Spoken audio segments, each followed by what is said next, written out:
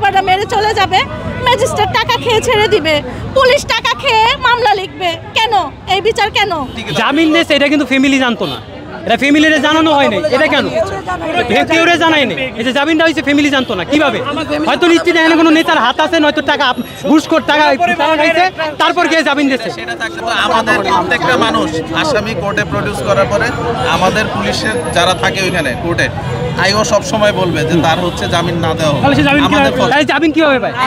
আদালত কিভাবে সঠিক প্রমাণ ছাড়া তাকে ছেড়ে দেয়? আচ্ছা মানলাম আপনাদের এখানে দায়িত্ব নাই, আদালত তো একবার বলা উচিত ছিল ফ্যামিলিকে যে আমরা জামিন দিতেছি। আপনারা কি বলেন? এখন আমার বাচ্চা চলে গেছে, আমার আশাদ চলে গেছে, আর আসবেন আমার একটাই ছেলে, কিন্তু আর কোনো আশাদ যাতে না যায়, আর কোনো মার বুক যাতে খালি না হয়, এটাই আমার দাবি। রান্নায় আমার ভালোবাসা Jamuna gas stove. Jamuna gas stove, আধুনিক, নিরাপদ ও দীর্ঘস্থায়ী। এখানে ভিডিও ফুটেজ আছে, আমাদের সিনিয়র স্যাররা বলছে যে আমাদের দিক থেকে আমাদের সুষ্ঠু তদন্ত করে প্রপার এভিডেন্স সহ যা দেওয়া দরকার আমরা ওইভাবে দিব। আপনারা কি আমাদের সাথে আছেন? আমরা তোমাদের সাথে আছি, আমরা তোমাদের পুরো সহযোগিতা করব এই ব্যাপারে। কোনো কথা রাখবো না। কোর্টে তার জামিন শুনানি হয়েছে, প্রত্যেকটা আসামি তোলার পরে এখানে কিন্তু আমাদের লোকজন থাকে, কোর্টের লোকজন, কোর্টে আমাদের পুলিশের লোকজন থাকে, আমাদের পিপিরা থাকে, তারা কিন্তু সবাই সবসময় বলে যে জামিন দিয়ে না। তারপরেও কিন্তু এটা কোর্টের সিদ্ধান্ত।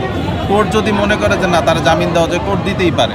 যে ম্যাজিস্ট্রেট, যে পুলিশ মামলা লিখছে, যে পুলিশ ঘটনাস্থলে ছিল, আর যেই ম্যাজিস্ট্রেট জামিন দিছে, ওদের কাছে আমি জবাবদিহিতা চাই যে একটা বাচ্চাকে মেরে ফেলার পর ওই বাচ্চার আসামিকে কিভাবে বাদীপক্ষ ছাড়া, বাবা মা ছাড়া ওকে জামিন দেয়, ওকে ছেড়ে দেয়। দেশের কি এই আইন? হত্যার সুষ্ঠু বিচার চাইতে আমরা মাঠে নেমেছি। আমাদের কথা হলো একটাই, যে পুলিশ কর্মকর্তা যে এই তদন্তে ছিল তার বহিষ্কার চাই।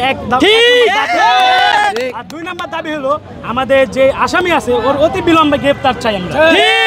দাবি হলো যে আসামির ওর 7 তারিখ যে রায়, ওই রায়ে আমরা আসামির ফাঁসি চাই, এবং যে ট্রাক পরিবহনে যারা এটা ধামাচাপা দিয়েছে এবং যেই পুলিশ কর্মকর্তা ছিল এবং হাতিরঝিল থানার কর্মকর্তা যারা এটার সাথে জড়িত ছিল, তাদেরকে আমরা অতি বিলম্বে বিচার চাই এবং বহিষ্কার চাই।